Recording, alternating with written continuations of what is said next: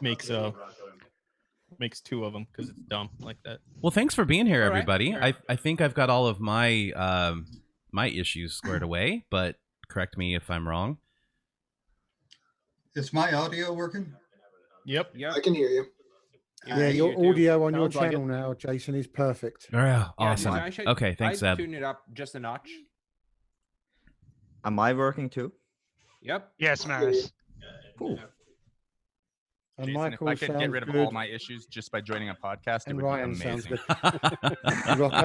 Just trying to watch chat and Zoom. Now I'm trying to watch chat and Zoom and 3 channels. It's ridiculous. It's a good thing I don't have to do anything. I'm trying. This is why I don't do live very much, because I'm trying to, I'm going to talk with you guys, and then I'm keeping an eye on the YouTube chat, and then I noticed that Zoom chat, there's some stuff in there.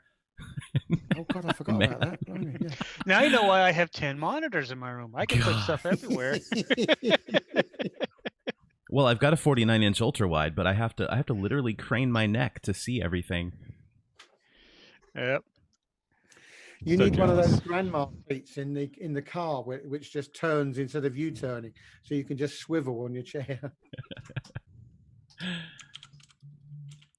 Oh man.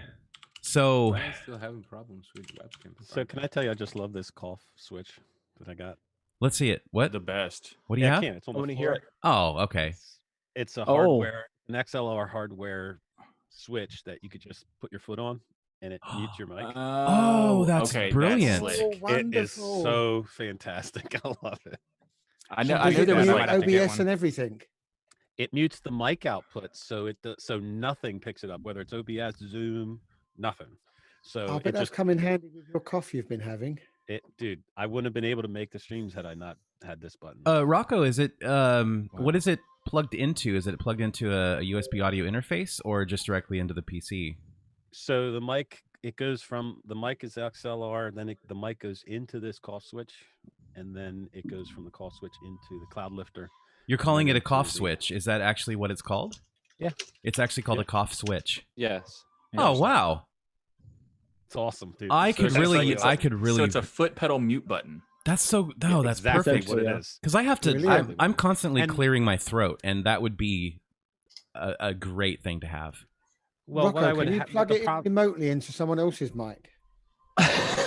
we could really use it for Michael when he's going into one. Oh man, I was just gonna make that joke.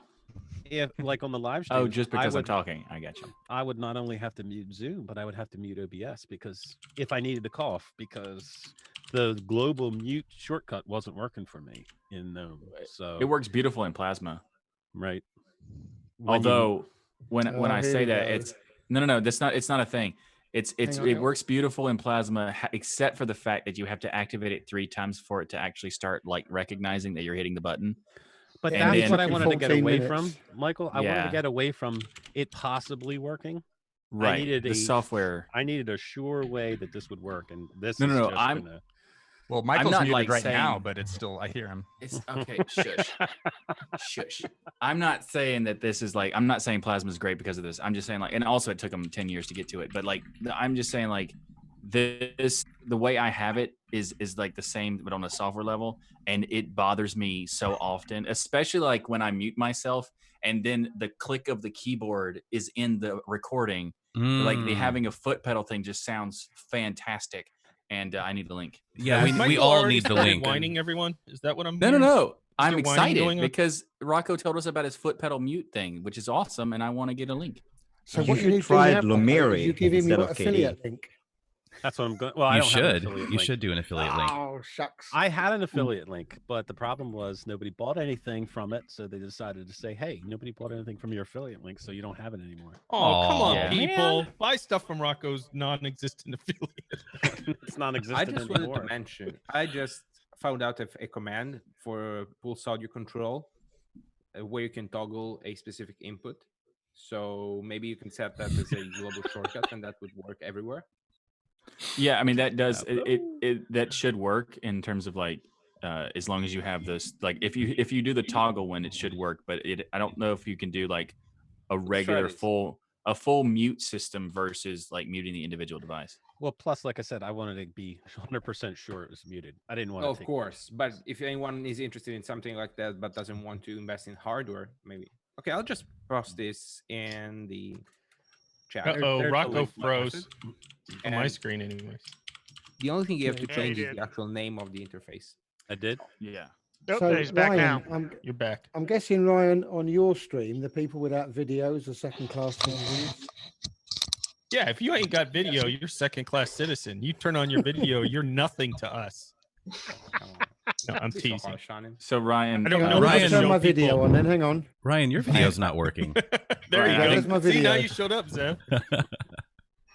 Where's your video? There's Ryan? I think I have the Hey, hide PC non-video freak. participants for when we're doing. There we go. That should look better for everyone.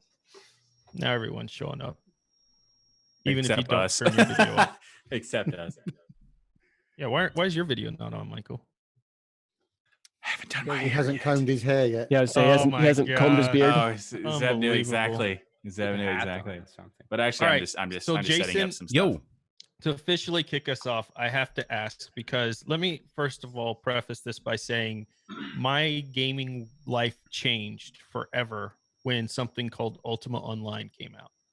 And when that's old Ultima school, man. Online came out when I was younger, there no longer could I play single player games, first person shooters, anything, because the whole world of MMORPG just overtook my life, and nothing else seemed to give you that same like want to keep grinding and getting better Yes. gear and everything like an MMO. And I've noticed you've been putting so much of these teasers out there, and it's killing me on a game called Phantasy Star. So my So- my moment, the moment you just described, that was my moment 20 years ago with Phantasy Star Online for the Dreamcast. I mean, this was a game that it was unheard of existing on a console, and it was technically the first MMORPG on a console. You could even plug in your Dreamcast keyboard and chat with people, and it was incredible. It was that loot chase. It was just that perfect blend of loot and you know, parties, and the combat is so good. It's basically, okay, so Phantasy Star Online 2, picture an MMO that kind of has anime and sci-fi elements fused in, and the action is all real time. And every class feels completely different to play. And there's just it's almost overwhelming once you first jump into it, but it is so much fun. And what they've done with it's a free to play game, right? And it's one of the only free to play games that I have ever played where it doesn't feel like content is locked away. It doesn't feel like progression is locked away. There's always something cool around every turn, and it's just yeah. Well, this is okay. I should You're just geeking out, and I I'm love just- it. I'm Is your audio low for anybody else? Is Jason's audio a little low? Yeah, it I is see a some little nodding. Is it? Okay, let me go into Slightly. Let me Sounds fine to me. It's like 10-15% low. 10-15%. Okay. Well, Zoom has this habit of Yeah. controlling my audio. So let me see here. So I want to Ryan, dig into this a little bit. 'cause I Okay, is never got this into- better? Yes. That's better. Okay. Yeah. All right, great. for Ultima Online, Ryan, how many shirts did you make? Oh my gosh. So did you remember in Ultima Online when you would go to make things like furs and shirts and stuff, that if you got overweight, you'd have to put it on the ground, and then ninja looters would come around and try to swipe it up and put it in their inventory. And it was just Ultima Online was before everyone got into this idea that, you know, you keep the stuff that you earn forever. Ultima Online was the wild, wild west. When you could have the best gear that you spent 4 months grinding for, and then you get killed and somebody takes it, and there's no getting it back. You don't relog back in and you have your gear. Oh, You don't man. keep it. You lose everything. That's kind of like Dark And- Souls, right? I mean, Dark Yeah, Souls, it you was die, very and it's aggressive. kind of a form of permadeath.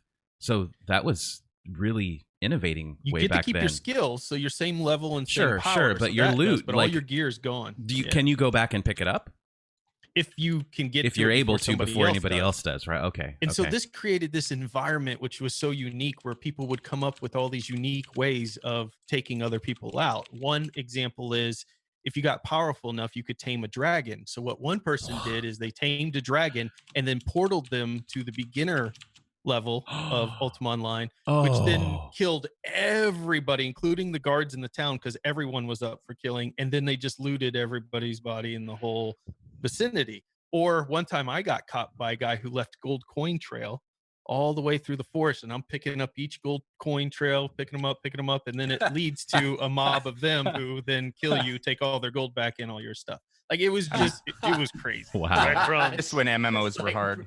It's like breadcrumbs. Yeah, it was breadcrumbs, and I fell right for it. I was like, "This is amazing!" Like an Look idiot, at all the right? shinies.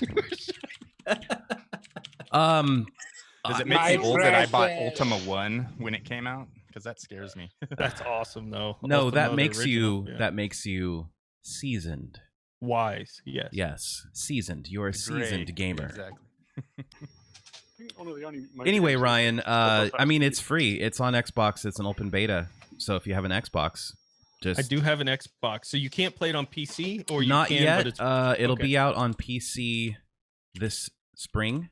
So I don't know what the date is, but So did they make a new one, or is this still the original one that everybody's just going back to? no, this is okay. So this is a sequel to Phantasy Star Online. It's Phantasy Star Online 2, but Sega, for some inexplicable reason, waited almost 8 years to bring it from Japan to the West. It's been out in Japan for 7 years. It is the most popular RPG in Japan, and it's huge. It's huge over there.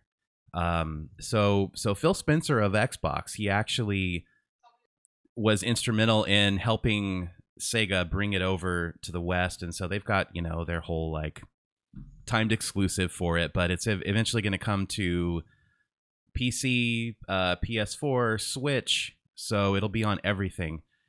Linux though. Well, no, because it uses GameGuard. Oh man, And the I Game Guard. I always. think Why are you teasing?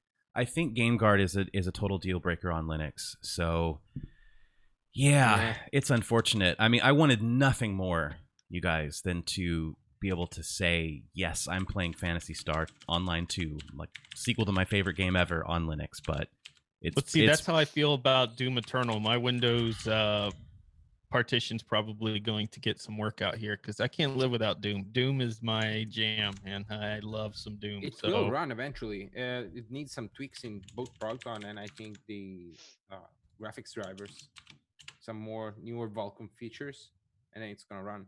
I did see somebody got it working. It was terrible performance, but they were getting like on Reddit 15 frames per second. They did some wine tweaks, so I think it is coming, and I'm patient. Like, I want to play it, but I don't have to play it this second. So I'm probably gonna wait at least another week and then see and hope that I don't have to boot into that partition. But you know, some games just call to me.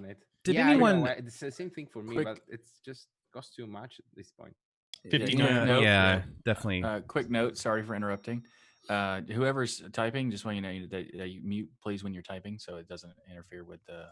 Well, it's not a bad sound. It's just if a lot of people do that. Hey, for geeks, that sounds like ASMR. You know? That is. Yes. That's what I'm saying. I'm saying it's not a bad sound. Keyboard, I don't have a problem with it. It's just like if a lot of people did it, it would kind of get too much. So I'm currently working on PinePhone, so I will mute myself.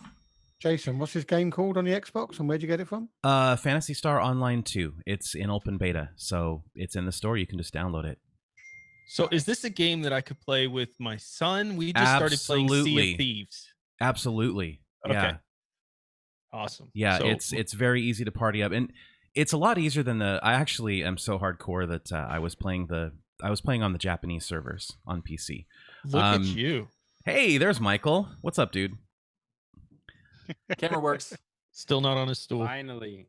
Alex is on the stool. I don't Xbox, wanna you know, the mess up Xbox Live system makes it really, really easy to party up with your friends and stuff. So, and then you can have alliances, and there's perks to being part of an alliance, and you have entirely separate quests when you're part of an alliance, and you have like your own little headquarters that you can go to, and then you've got your personal quarters that you can decorate, and you've got I want to start a YouTube channel just for this game. That's how much I love it. So, wow. Yeah. Dang. So if I join, I'll definitely get carried by you, and that's okay. I'm We okay should with start. that. We should start the Stool Alliance or something like that. The stool. Like, yeah, the Oh, my alliance. goodness. We'll call it the Alliance of Stools. And it'll be the most powerful guild on the server. No, you can't do that. You have to call it Stoliance. Stoliance. Nice. So why is Xbox telling me I've got to pay $3.99 for Phantasy Star 2? But you have to pay what? Is that not $3.99? It says here in the UK. What? Oh. Okay, Zeb, you're gonna have to change your Xbox account to any zip code in the US. That might fix it. That's what I did, so I can confirm that works. You just the Xbox store needs to say, oh yeah, they're in the US, so they can play it. Rocco, why did you do this to me? He sent me a link to Doom Eternal with a discount that only makes it $49. Like it wasn't been hard enough to resist. That's what I do best. Ryan, if you want some good news, Thank you, man. I've checked out the Proton, the report on GitHub, and the thread's like 500 ones long, but it does look like people have got it running. Oh, I really? don't need that weird pirated DRM-free version. I think people have got it there running you with go. the real one.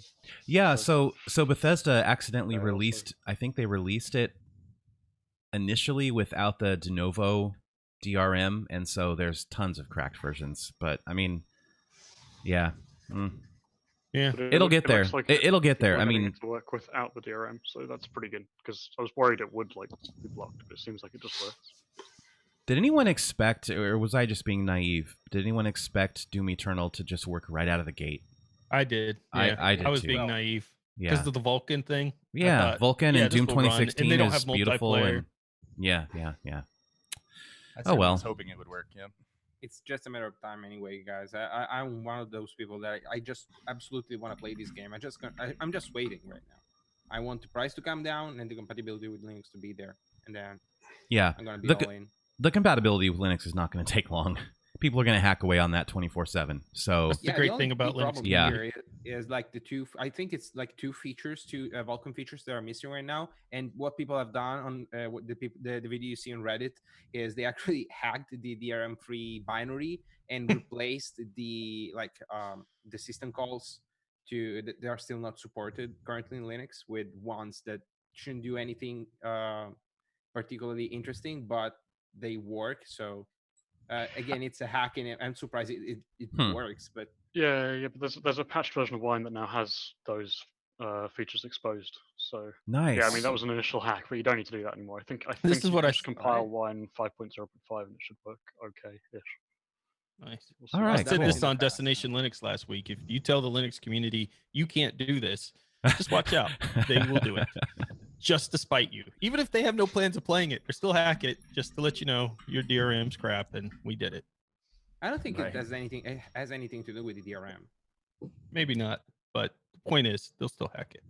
Yeah, I'm gonna try and get it running on here, and I'll try and share my screen if it does. So we'll see what happens. Nice. Do you have the DRM-free version? No, apparently it doesn't. The DRM is not a blocker. The stuff in the Nouveau that it's using works on Proton. Apparently. That's encouraging.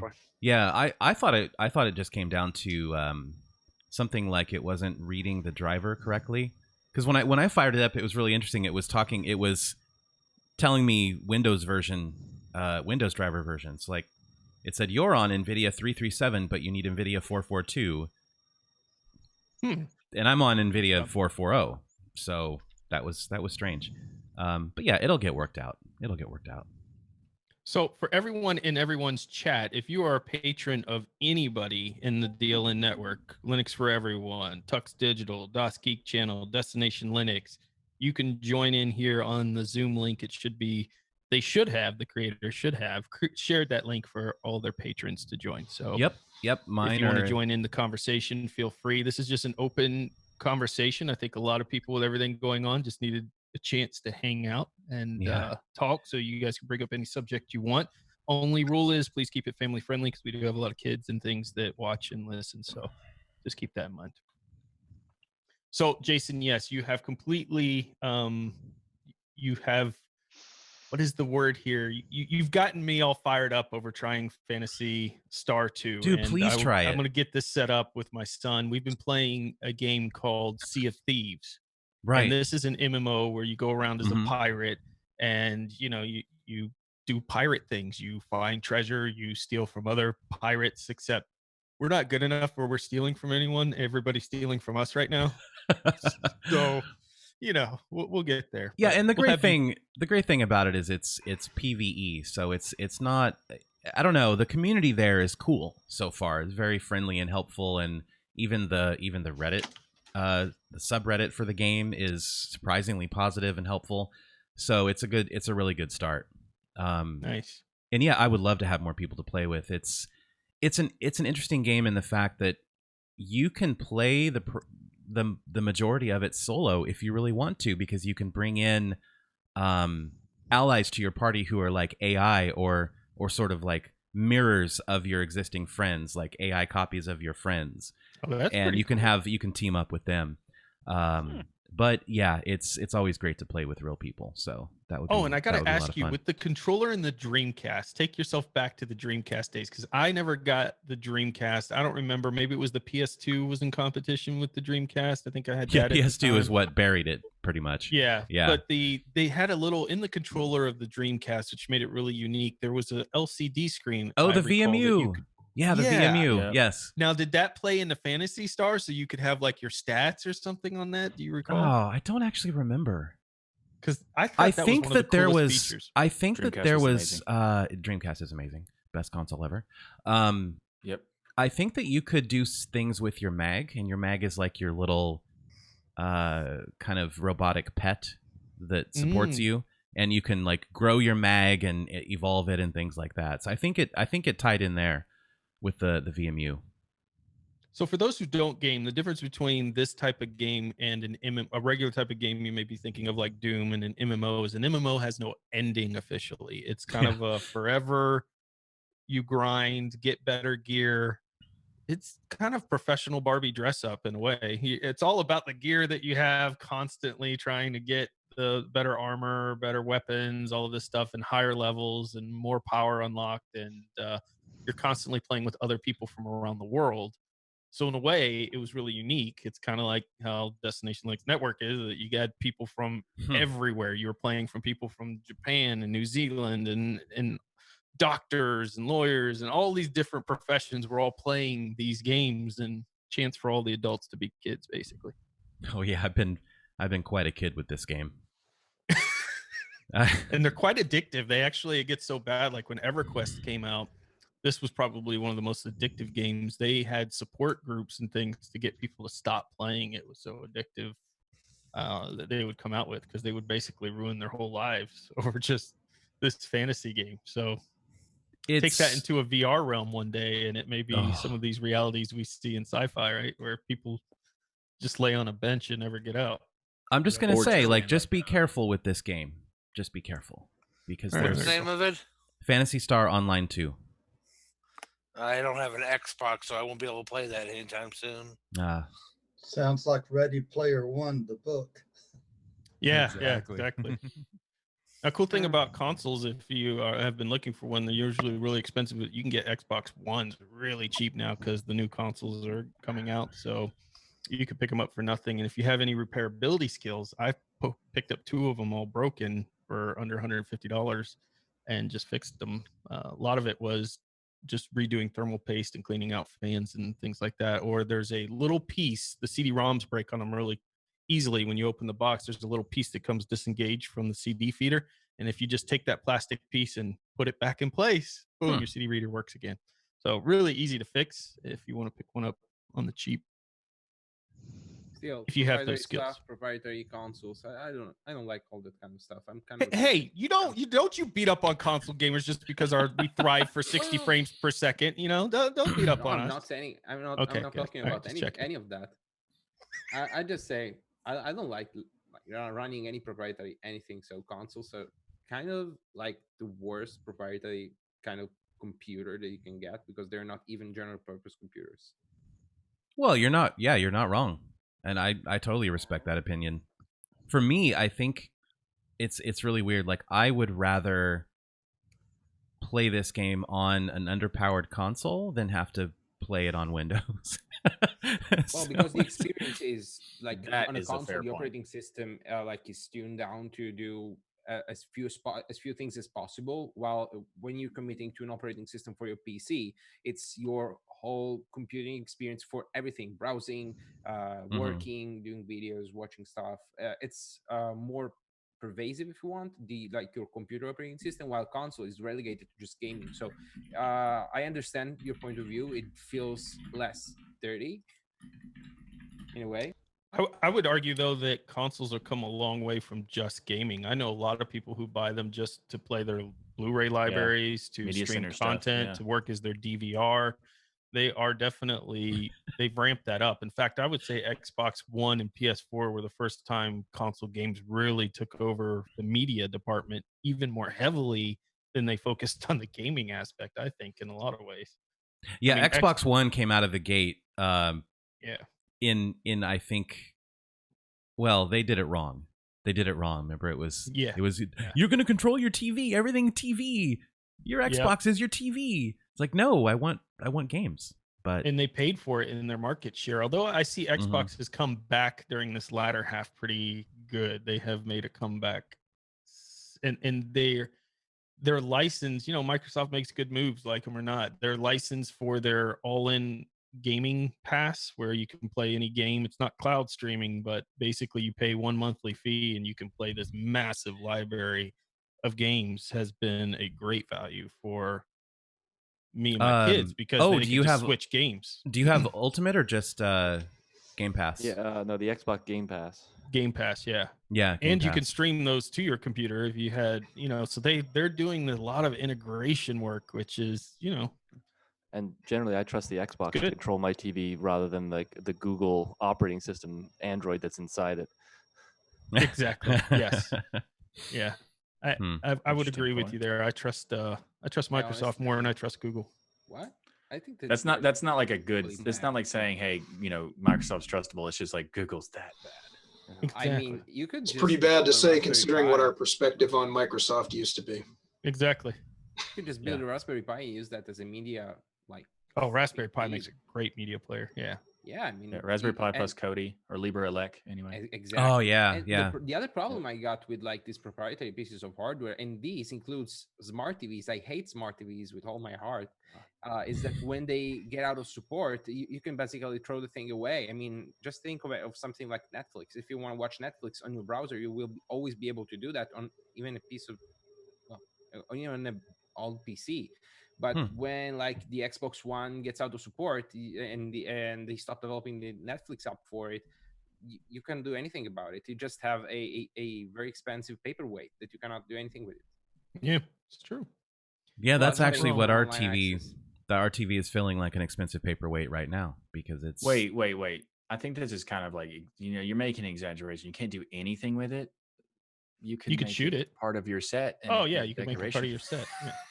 That too. Ooh, I could mount it right back here and put like all the patrons' names on there or something. That DOS Geek guy does. Right. I'm very jealous of your setup. I don't have it. Well, I don't if you're have on my stream, you could see it. Rocco. Jeez. Somebody's sharing their screen with Doom Eternal. Uh-oh. You are viewing. Let's see you play. What's going on, Mark? Crossing my fingers right now. Come on, Mark. Make it run, Mark. Show us. What? What's happening? Spoil anything in the game. Just let it run. It worked. It showed me the main menu, but now it's black. Oh man. Maybe it's the zoom capture. Yeah, I was gonna say Just blame it point on your Zoom. webcam to the screen. Let's try kill it and start again. You can't hear the sound, right? Just to make sure. I'm not like. No. I heard something for a moment. It's loud as. I think we did it. I think we can did send hear you the sound a magical bit. command to kill everything wine We related. hear something. For those who may not know what's going on, Mark is exciting. hacking Doom Eternal and making it so I can run it and be happy. Well, he's not probably doing it for me, but I want to pretend he is. Let's go with that. Yeah, let's go with that. Did I just hear this turn into a stream until he's done making it work for all of us? Exactly. It's just live debugging. I thought it would work. All right, there's the wine As soon as system I tray, shared, and then the wine it system all tray just tabbed. crashes, right? That's what's been happening to me, but it's not No, happening I to you. got the menu. I got even. Whoa, that's So it further did than work I've for a gotten. second. Yeah, exactly. But whether it loads is a debate. Come on, baby. Come on, baby. Feed the hamsters. I have the sound. like I have the sound, which I can play blind, right? Like that's something. there we go. Oh, I see it. Come on. Oh God, do I need to make Oh an account? no! Oh come on, Bethesda! Are you Your serious? stupid account things. Do I have a Bethesda account? Let's find out. Oh man, I just got geek chills. You might want Just- to not stream that part. Yeah. Let's make Yes, it. give us your Delay. account. Yeah, that way I don't have to create one. All of us are marked. Let's get that working first. There's 50 marks playing Doom. Hey, how does Oh God. how does the Just give them a dummy email. That's all you have to do. Give them a throwaway email address. That's all they deserve anyway. Oh, I do Yeah. have an account actually. Okay, cool. So Mark, no, how it much wasn't hacking like did you a- have to do that to get it to? Zero hacking. You just hit play? No. Oh. I downloaded a custom Proton build. Oh, was it Glorious Can Egg you Roll? post it in the chat? No, this is a TKG one with a Oh, custom TKG. patch applied, but like, I mean, it's fine. I checked the source and it seems legit, but oh well. Can you post it in the chat? Like, link Seeing to it the- run in Linux is good It enough seems for me. legit. Yeah, it It's seems gonna- legit. yeah, and it's then gonna get there. The next thing you know, your PC is actually doomed. I'm Dude. Dude. Oh wow! I'm Love gonna it. do No pun Love it. Good, Dad Jason. jokes are the best. Paul is saying in my YouTube chat, this stream has distracted me from PSO2. Me too, Paul. Me too. Yep. Indeed. I had this. Okay, so picture this, you guys. This is the last thing I'll say. I promise. I love this game so much, and I have to tell you guys because I told my wife, and she's like, "Yeah, that's really great, honey. I'm so happy for you." Oh no, I don't want this full screen. Okay, there we go. So there's this thing called PSE burst, and basically what happens is the more people you have playing, you can have up to 12 people in a quest, right? In certain what's called urgent quests, and you can have up to 12 people, and the more killing you do of all the monsters and stuff, you build up this PSE burst. And once that happens, all of the rarity and the frequency of the loot drops explode, and like monsters just keep coming. And we had this 15-minute run where we're all just like hovering in the air, firing rockets, magic, special spells and everything. And the floor across this entire level is just littered with money and rare items. And it was the best. It was the best moment I've ever had in that game. Yeah, that sounds awesome. That reminds me of like Diablo, the loot fest of Diablo, where you just go through a whole bunch of mobs and there's just gold and weapons and everything spread out all over the map.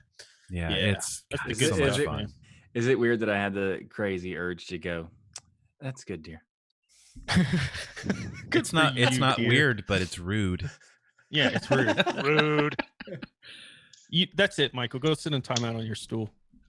No. I'm just Go join kidding. the I'm timeout kidding. penguin. Yeah, I'm you're kidding. in timeout, Michael. It's not. No, it was actually fun. It was a fun story. I just wanted to be like just to do it because of just I don't know the You're weirdness. just like my kids. You argue when I tell you to go to timeout. Go to timeout. No. I can't. No. I can't. No. I don't wanna. I hope your kids don't say that, Ryan. I can't. No. Yeah, well, sometimes. So you know what I'm gonna do here? I have this this widescreen, and I can split my screen into two different HDMI inputs. So I'm just gonna fire up Keep the talking geek to me here. Just gonna Jason. fire up the Wait, Xbox wait. real quick, and no. This is the same monitor. Wait, you have to hold connect to get Talk to nerdy the to other us. end. All right. So this monitor, it has it's a 49-inch ultra wide, and what you're able to do is actually split it into two independent 1080p displays. So It's like full actual displays with two different connections. Full 1080p with two different PCs, or something like my PC and the Xbox plugged in. So right now, that is awesome. So right now I have my PC on the left side, and I have the Xbox in full 1080p on the right side. And it's all of a both sudden we won't hear Coming from gaming. it's both Won't hear from wonderful Jason anymore. and horribly distracting having that ability. Is that in a curved or flat curved display? Of course, curved. Yeah. I want a flat display. Is it weird that I want something flat? I don't want the curve. You tried curve? No, I'm with you. Because I'm with it's you, pretty Nathan. amazing. Curve I'm not changes it. digging the curved.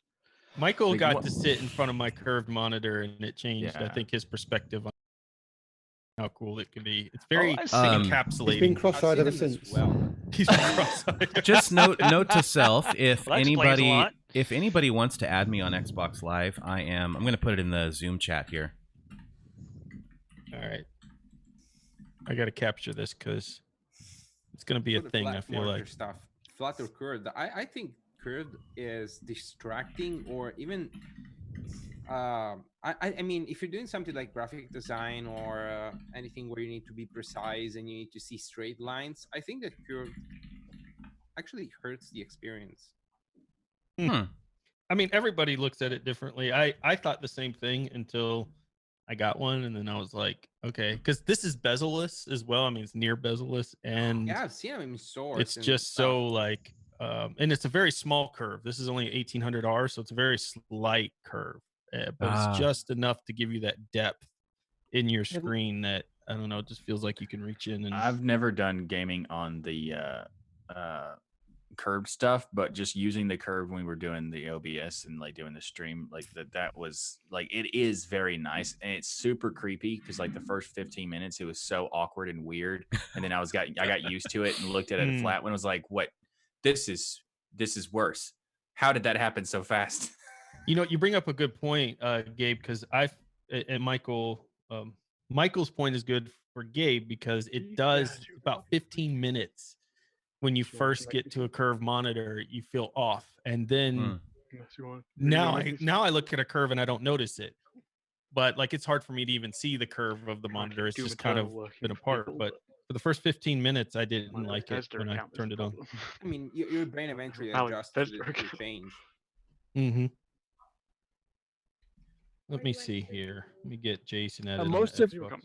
Most of my gaming has been on 800 by 600 resolution. Like if I really were to take it all in totality. Wait, I don't know what I'm gaining. You mean your entire like gaming career? Entire life? Yeah. Okay, I thought you meant right now. Otherwise, we're gonna have to. No, like, that's Zeb. Zeb loves pixelated 800 by 600 games. Loves them. Like the late 90s, I think was like the pinnacle of my gaming time, and it's just not really rebound since then. Actually, Zeb agrees with you, and Zeb agrees with you and says that it's the pinnacle of gaming right there. Yes, absolutely. Oh, Zeb, speaking of which, we found the most ridiculous game on Destination Linux, and I missed you so much when we were covering it. Oh my gosh. What is it here? Let me pull it up. You build your own monster and smash Test Tube Titans. Test Tube Titans, Zeb. That just Come sounds on, wrong. dude. You This build is your the own game of monster the and year. Put a link in chat. And Well, the way Tokyo. the way you control the monster is each limb, so you have to independently move the limbs and try to make it like coordinated and attack buildings and all kinds of stuff.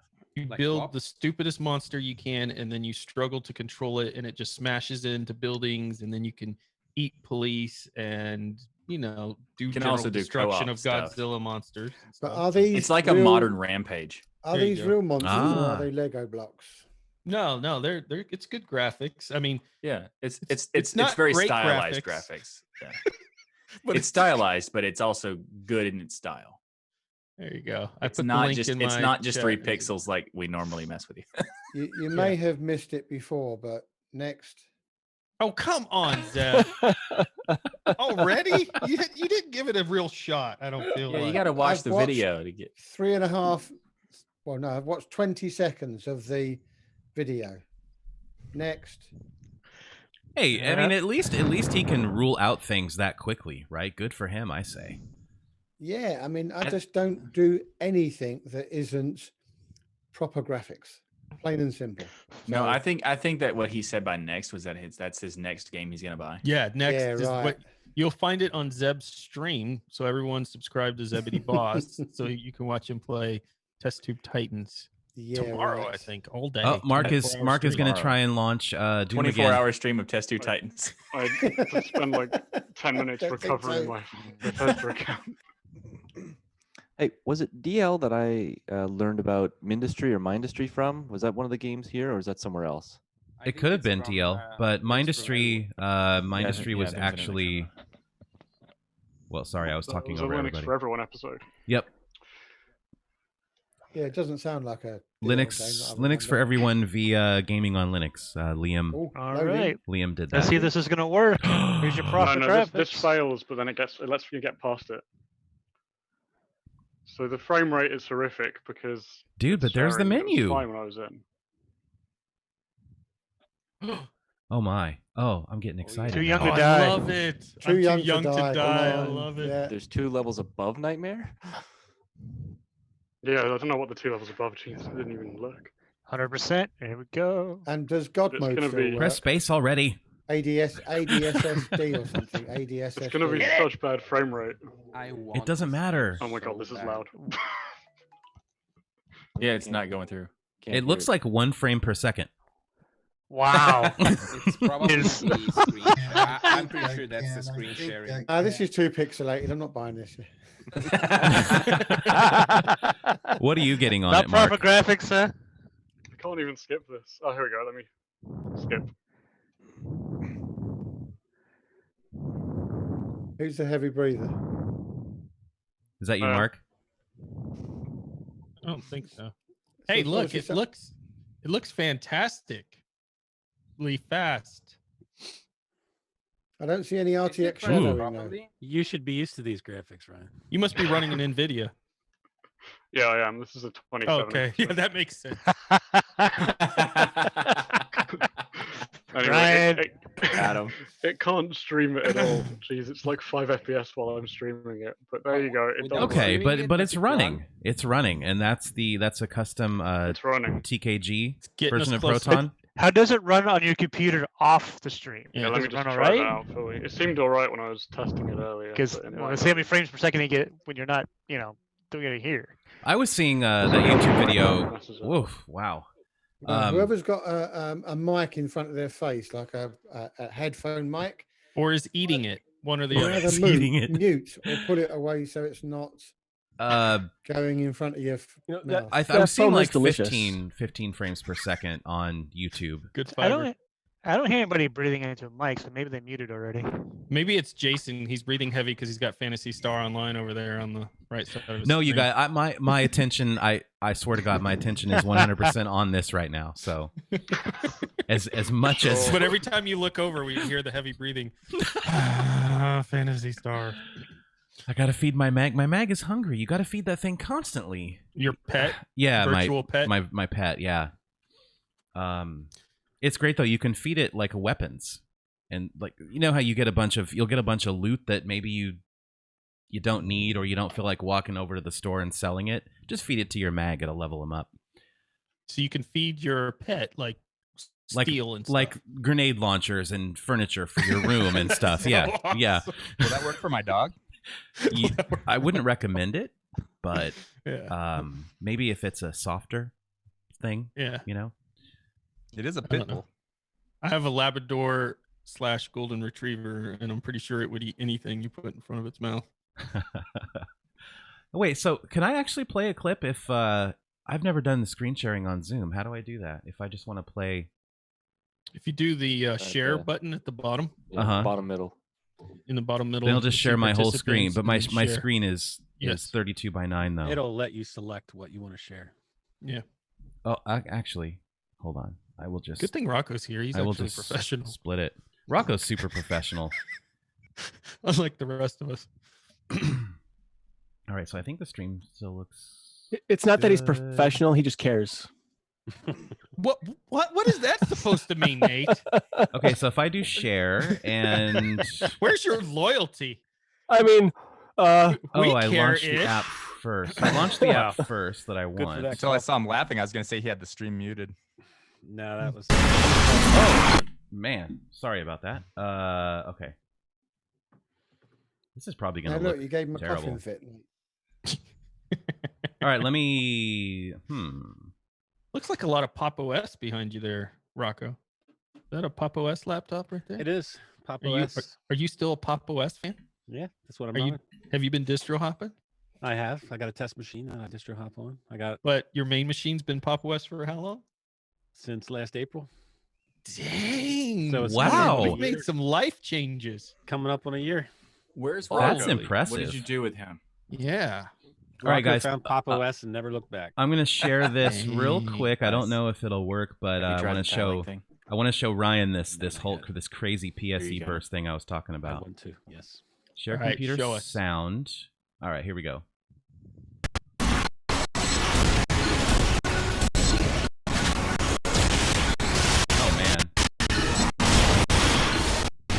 I would mute it, maybe.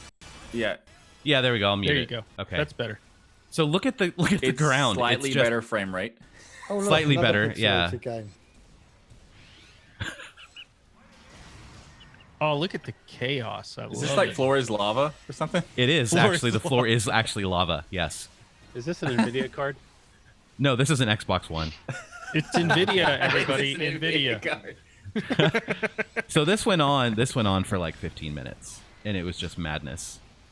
That is chaos. How do you know what to even shoot at? Is it just targeting like a tab key target or something? Yeah, you can hit your left Just bumper chaos and just cycle everywhere. through targets. And I'm sure there's like different characters, like you have healers and stuff like that. Oh yeah, wide range of different Tanks races. and range Yeah, and different races, healers. and there's people who specialize in melee combat or sword-based combat or jet boots. And that's your mag doing his first special ability. Does it have a ball that you could jump with the rocket boosters on a car? No, but I can actually ride my grenade launcher into battle. That's awesome. And then I can ride my grenade launcher and then like swing it around and just slap into a bunch of enemies and hurt them that way. It's just amazing. Okay, that's pretty awesome. I like also how you have it named Solus. It just sounded, I don't know why, but it just sounded good. It just sounded like Representing Linux, a even good on the name, you know? Xbox. Yeah. I thought I okay. saw Falco back there too. Rock me Amadeus. That looks pretty fun, man. It's yeah, such a you're definitely blast. piquing my interest there. Good. I'm a bad influence, Ryan. You are. I'm a bad influence. Yeah, it depends on your perspective. That's all. Right. It's still spending time with my kids because I'll just play with them, right? So it counts as father kid son. Well, yeah, and you've got Yep. so it doesn't do split screen though. So you have two Xboxes, yeah? Yeah, I have two Okay, Xboxes. then yeah, then you're good. I Daddy, mean, when and the does it nice thing is tomorrow it's go? free, Yeah, so in you a don't have to minute, pay son. anything. In a minute. That's Yeah, no, I spending said in a quality minute. time. Go away, son. I'm playing. But Daddy, that was 4 hours ago. Yeah, I know. In a minute. You amateurs, In you a just minute. have to give him an unplugged controller. I think he'd probably know the difference. Yeah. No, I've got That only works to a certain age. After that, they figure it out. Mm-hmm. Yeah. That's why I Once- got two Xboxes. We have a whole battle station set up right out this room with the table, and it's got two monitors, two Xboxes, and all. I wanna the see little that. chargers and all that. Yeah, I think I got a picture of it somewhere. Let me see if I can share it. It's nothing fancy, but it's Hey, cool. Nasif, when did Nasif get in here? Anyway, glad you're in here, man. Yes, been- and by the way, anybody who wants to join, if you're a patron of any show on Destination Linux Network, you should have information in the Patreon or sponsors or whatever they're using that Mhm. will show you the info to join us live here. Otherwise, And this will be everybody's welcome to chat. a monthly thing. Yep, it's our second time doing this. We're gonna be. So we're doing actually it, sticking to it. I like the. I we're actually being like the. consistent. Yeah, I like the approach of having That is just a shock. patrons from any show. I think that's the way to do it. Definitely. Yeah, Absolutely. it's a fun combination hangout thing. Yeah, I like it. And you can still be a patron to all the shows if you want. That's true too. Yeah, I like how you're thinking. Or That is a good option. you can buy this wonderful Linux for Everyone coffee mug that Michael designed. And I hear your coffee tastes 100% Coffee for better in everyone. it. Linux Yeah. for You everyone. mean like that one back there? Like Haplos. Yeah, buddy. Nice. I think Awesome. it does improve the taste of the coffee too. It Yeah, does. that's It's the proven. It's just like using RGBs in your computer will give you 5% to 10% extra frame rate. It's just a foregone conclusion. Yep. That and the Baileys. Makes Bailey's taste better. All right. So what's everybody doing this weekend? Staying home. Any interesting plans? Yeah. I got some Go out plans. to I a do have some restaurant plans now. actually. So we live in Wait, go Colorado, ahead. so I'm going to take the kids and we're going to head up the canyon a little bit and get away from people and just kind of hang out by the river. It snowed a bunch this week, so Oh, should be a lot of nice. fun. That'll be That sounds nice. good. Snowed. Where are you at? In Colorado. Oh, that explains it. Yep. Here in Florida, I'm just chilling at home, doing nothing, staying away from stores, staying away from people. Luckily, like I said, they gave us this let her take our work monitors home and gave us brand new laptops so we can work from home. That's cool. Nice. That is I thought you were going to say, here in Florida, it snowed in 1993. Depends on what kind of snow you're talking about now. It might snow here all the time with all these drug dealers around. I have to say something because I know that this whole situation that we're in globally can be a bit of a bummer, but I think there are going to be some positive takeaways from it. For example, I think that a lot of companies are going to realize, hey, you know what? Our employees can be efficient working from home, and maybe we'll let them stay at home more often once this all blows over and have more time with their families and less time commuting. And so my company's already talking about that. Yeah, really. So it's my company. They like I said, they let us take this home, but then they told us to keep it home. They're going to get us all new monitors for our desks at work, so that we can we have our desktops there. Yeah. They're also figuring out that we're running out of seats, but we need to hire more people because I work for Bank America in the internal IT department. Mm-hmm. So I deal with all the bank servers, bank anything that deals with banks. They call us in and we have to fix their computer issues. So we're running out of space for people to keep the queue down. So this way they're going to realize that we can put half the people that have been there for a while, they can work from home, and we can bring the new hires into the office, and so we can train them, and then rotate them to home once we fill up the call center again. Yeah, So definitely. it's gonna be great. I love working from home. There's some like that's a good point about how like it might have that kind of reaction. It's also like maybe they could see that the proficiency could be higher in general, and then like I always thought that the 5-day work week was not necessary because we in the US like a long time ago it used to be like a 6-day work week, and they're like, we'll be more productive if we did 5 days. Like, well, it might be more productive if you did 4. That instead of 5 8-hour days, 4 10-hour days. Like maybe they could look at it in a different perspective. That's an interesting point. NecoJet in the patron chat says that more productivity would also come if they replace all their chairs with stools. So I think that's a fair point. I think it's a good point. Only if they cost $9. Yeah, it's true. Fair. Yeah, every company can afford that. Well, there's a fair bit of us that like can't take our stuff home. I mean, I work on a CNC machine, so I can't exactly stick that in the back of my car and bring it home. So for not with that attitude. It's a Prius. If you can fit a machine that's that big into, I don't know if you've ever seen one before. I think the motor on that CNC probably is bigger than the motor in your Prius. It's probably got more horsepower. Yeah, and it's a Makino, so it's not like it's a low-end machine. It's pretty good. But but I also work 30 miles from home, so that's the good point. There's a lot of people I'm hearing have lost their jobs. They're being laid off and all of that. So, as a community, I know we have on, and this is I understand a small thing, but just for those who are looking, Destination Linux Network forums on the discourse, we have a job section where people can post jobs you find, and also you can put your information up there if you're looking for work, because we have thousands, tens of thousands of people around the network, around the world. So, I know some people have networked their way into getting different positions. If you're in that situation, it's something to check out, at least add to your job search opportunities there. Seems like a lot of people that work like in the service industry, like restaurants and stuff like that, are the ones that are getting hit really, really hard. I've been seeing a lot of my friends being laid off. They got guaranteed jobs when this all blows over, and restaurants can open up their dining rooms again. But right now, I've had a lot of friends that have been laid off temporarily most of them without pay, because they're waitresses and waiters and things like that, so they rely on tips for the most part. So even if they did get a paycheck, it still wouldn't be a huge thing. Right. They've been told that they can get unemployment through this whole. They can go apply for unemployment. You know the problem wait. That they cannot.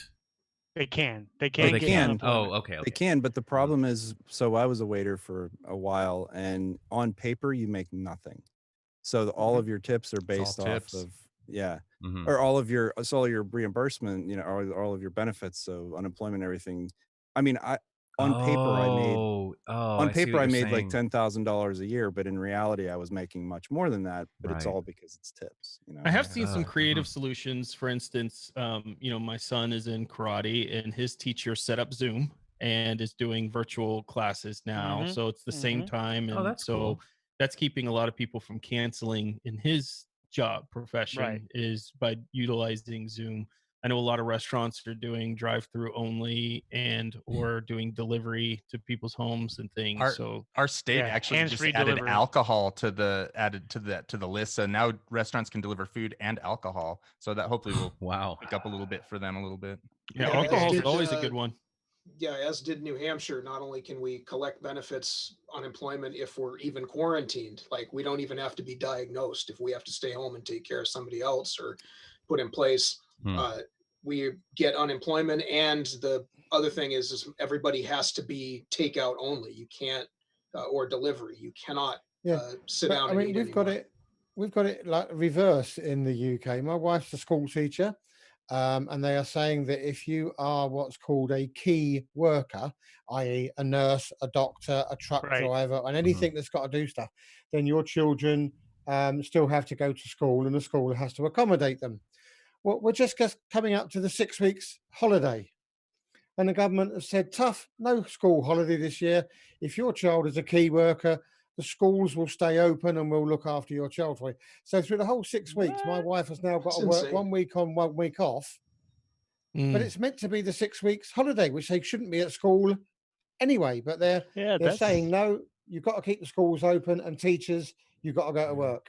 Well, that's Wow, crazy. that's strange. My wife's a teacher as Eric. well, and it's the same thing. But I mean, it's the exact opposite, where our spring break now extended out to 5 weeks. She's told to stay at home, and they try to do things remote, you know, like online learning. But that's what our kids did. Yeah, they go to a STEM academy, and everything's online now. They go to school online and do all their work online, and they have teacher do videos from their home and send it to the kids that they can watch online. And so I think the interesting thing that you said, Jason, is I think the whole world will change from this, right? I think everything will be different when this is over. And I think it'll be mostly positive.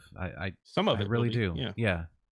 So if I can tell you just my honest opinion as a student at this point in life, I don't think that it's particularly, I mean, there are advantages in remote working, but at least for me, I've been kind of hurt by the need of studying from home and having remote lessons, because I just think that there's it's not the same thing, and I'm the kind of person that stays online most of his free time. So still, for a lesson, it's difficult because you cannot interact with the professor. Well, you can, but it's limited, and it doesn't feel the same, if you know what I'm saying. And the same thing with like the classmates. What I used to do like last semester was like interacting with all my classmates to you know, the old story of not being the smartest person in the room. So you can just confront what you've learned and let the other guys like tell you something that you didn't understand and all of the kind of stuff. Now with remote lessons, all of this is just gone. I'm on my own studying and doing all the like uni work and stuff. That actually makes sense. Yeah. I can understand that with I used to work for Apple, and I worked for a third-party vendor of Apple's, so everything was remote.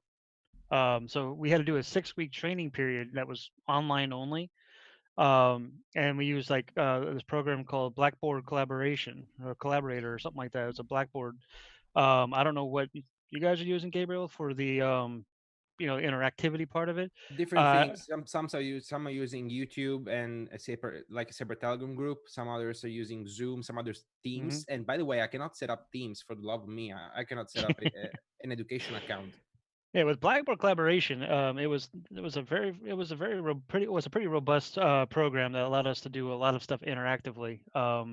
as far as with each other. We didn't have to just hang out with the instructor and get the lessons for the day. We would we had rooms that we would set up and we go in as for study together and quiz each other and things like that. I mean, it's going to be definitely a change for you to get used to that, but reach out to your classmates and see about maybe even using the Zoom meeting or something like that and getting together and just doing a little study group. I think you make a good point, Jason. So I've had managed remote teams now for the past, I want to say 6+ years. So I've been full-time. I have people spread out all over the United States to report to me, and I've had to adjust because I was used to being in centers where I had all my team there, and it was much easier to manage kind of mood and get people engaged. So it's been a challenge, but we have really stretched the limits of technology for video conferencing, and we have a live interactive chat where people can talk about whatever they want on my team all day long. Is kind of the water cooler talk. And then we do virtual lunches, for instance, on Fridays once a month, where I'll order them all lunch and have it delivered to their homes, and we just sit around and eat food and talk and hang out. So we find different ways of still creating some of that collaboration. It's not as easy. There are definitely advantages to being in person, and when we do travel, we hone in on those opportunities to talk to everybody and do the live stuff. But it can be done more efficiently. But your team love it remote, Ryan, though, because they can hit the mute button and you don't see it. Exactly. They could basically turn off their video and flick off the screen, and I have no idea that that's what's happening. So yeah, I'm sure they love it for many reasons. Yesterday we did a virtual happy hour, which is basically what we're doing right here. We all got on Zoom, we had a drink, we talked about some people hadn't worked from home at all, so they were sitting there going, okay, what are the challenges that you're running into and all that. And it actually was great, sitting back, everyone was kind of drinking, just having a good time chatting like this. And it was really helpful to kind of keep us together after kind of the first week of up to 8 weeks of being home that we're going to be. Yeah, having a dedicated workspace is really important. The other cool thing you can do is work from other areas. I'll go to a Starbucks or anywhere with Wi-Fi. Of course, now no, difficult. But when that stuff comes back around, you can change your environment up, which tends to change your thought process as well. So you don't have to be stuck in the same room all the time. But if you have kids, having a dedicated work area, saying, "Hey, when that door's closed, that means Dad's working, stay out." Not that they listen, but it's a good idea. Yeah, right. I wish I could go to like Starbucks and all that stuff for my job. I work off a laptop. You do, but every day. Well, I go to my house. Yeah, I'm saying like I can't go to a Dunkin' Donuts or something like that with free Wi-Fi because I work with the bank, so I work in bank systems, and that's kind of well, you got a VPN. You hook up a VPN, or what we use is, because I work in telecom, we have our own hotspot. Oh, yeah, so we buy a hotspot and go through that and VPN in through our own. It's network. Not the VPN that's the issue. It's the people around you hearing the stuff. Oh, I see. Yeah. I got you. Because I work in the bank industry, so you can't have people hearing that stuff. Well, I really want you to go there so I can get the bank password and put money in my account, Jason. Don't forget to have your nighttime pajamas in your daytime work pajamas. That's right. Exactly. That's right. Yes. Really helps you gotta distinguish. have like a formal suit pajamas. Formal suit pajamas. Like a one piece. Is it just a one piece pajama that just is looks like a suit, right? Onesie suit. A onesie suit. Oh my god. That's kind of cool. I don't know if those exist, but if they do, I have to get one. I bet you they do. Oh, exist. I'm sure you can find it on Amazon or something if you looked. Well, if you're old enough, I think it was American Graffiti where the really tall, skinny guy turns up in a onesie tuxedo. Nice. That tuxedo. Find like a full suit, like an Armani pajama. That'd be awesome. Armani pajama suit. That's what I'm going with one arm and one knee. Anything that I can avoid wearing a tie. Armani, one arm and one knee. Because let's face it, Michael, $3.95 suit. You're not even going to get the Armani price tag, son. No. I want it to look like as if it was a fake Armani. It's okay. Fomani. Better. Fomani while sitting on a stool. I mean, how could life get better than that? Exactly. You get it. I just want to say that stool has not moved. He does not sit. It moves every single day. You're not wrong. He never uses it. In order for me to get out of the room, and I have to move it. It's a prop. Thank you, Rocco. I can open the door. Fred in the chat. 3D cardboard cutout. Fred in the chat says those do exist. They're called adult rompers. ROMPER. So go Now I know forth what I'm and ordering. search adult romper. Now I know what I'm not looking at. If they have one when you're on the work VPN. Don't worry, Rocco. I'll send you links. Yeah. No, So thanks. we're gonna see you on the next Biddle in one, Are Rocco. those Yeah? the affiliate links there, Michael? Send him links. I'm sending him a romper. I'm going to pay for it, Rocco. I will be very insulted if you don't wear it. Ryan, it's got to be a gnome suit as well. Yes. If I make it Pop OS branded, I bet he wears it. Or we can have like a gnome? penguin suit. It has a little penguin head that you put on. Hey, Rocco, soon to be, have you played with Pop Shell at all? I have not. You I haven't either. Man, I really want to try that. I'm afraid to. Honestly, I'm afraid to try things on the main machine. Well, that's I got fair. it working so right and so well. Yeah, you can just install Pop don't- OS again on the other machine and then try it there. I could. I actually got it on the laptop. I could play with it there, but I'm not much. I don't do much on the laptop itself. So, but I really don't install a lot of extensions. I just, like it's working. I leave it there. Okay. Yeah. I mean, it's from the Pop OS guy. It's not the stablest thing. I've tried it. Well, it's in extensively. beta. Yeah. Yeah, I wouldn't call that a beta because Well, it literally says it's in beta. You have to download Okay, it. from okay. GitHub. If they say it, I think that there are still some missing features. That's the point. Anyway, I tried it. It's great, but it gets in the way because it's still pretty buggy, and that's the problem with most of those tiling solutions. Well, I mean, it's not meant to be. extensions. It's not production ready for sure. But Yeah, they said that they're not going to release it for like production at least for another month or so. I can't wait till it is production ready because Mhm. then I may put it on.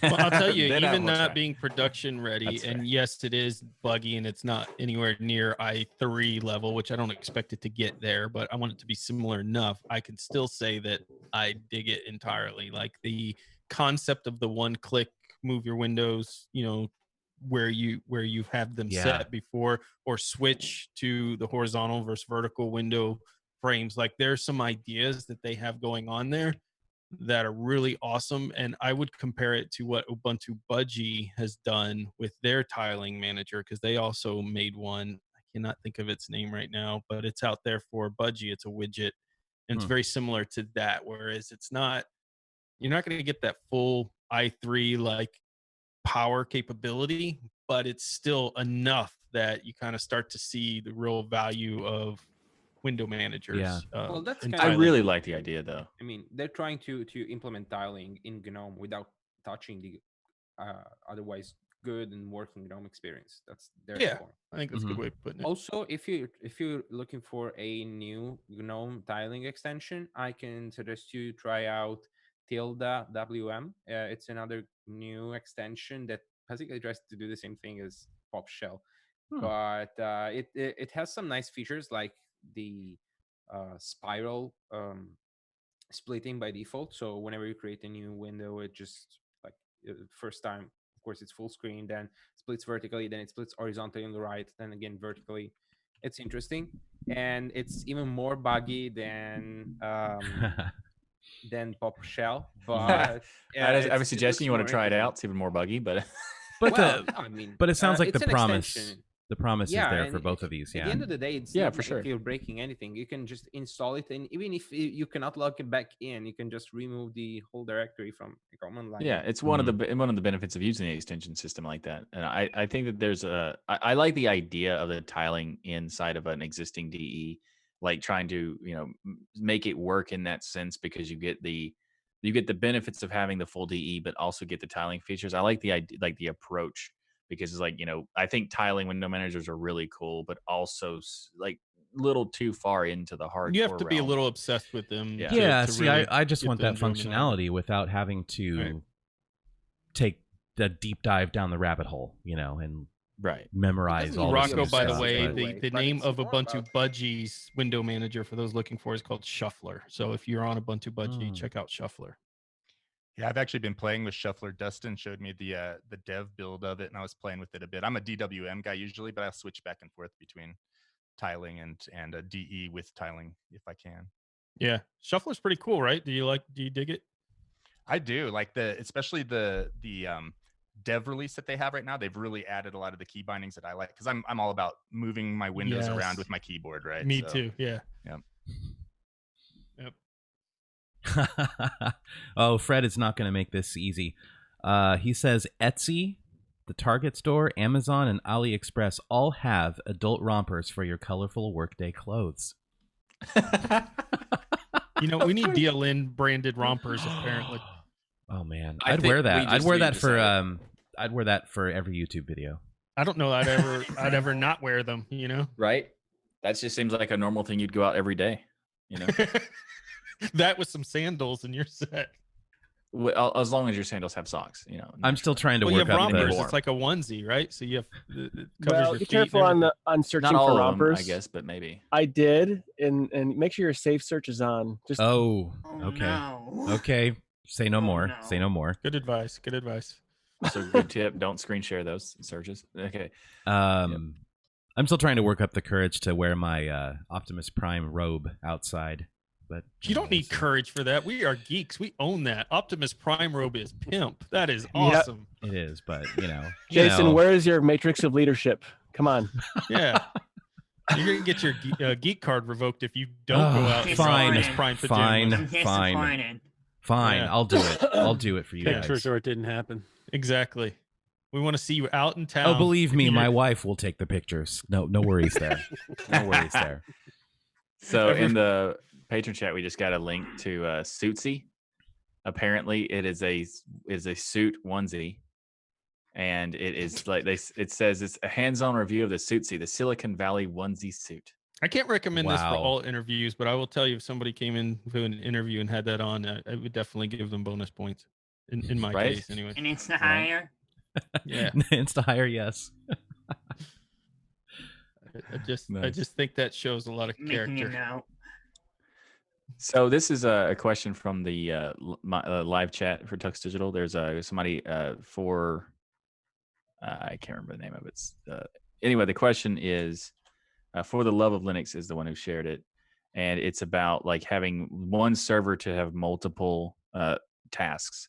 And has anybody like tried specifically or just in general, what do you think about like Pi-hole and Open Media Vault being on the same server? That was the question. Ooh, that's a good question. I can kind of answer that. I have a home server back in where I'm from at my parents' house. And it's like a bare metal server, but it's an old PC that are repurposed, and it's running various services, like a Mumble server, Nextcloud, and Jellyfin. And while that's convenient, because I mean it's just one operating system, one thing you have to manage, and it's as straightforward as it gets. I wouldn't recommend it if you can avoid it, because it's a lazy solution, but it's not very easy to manage, particularly if you like have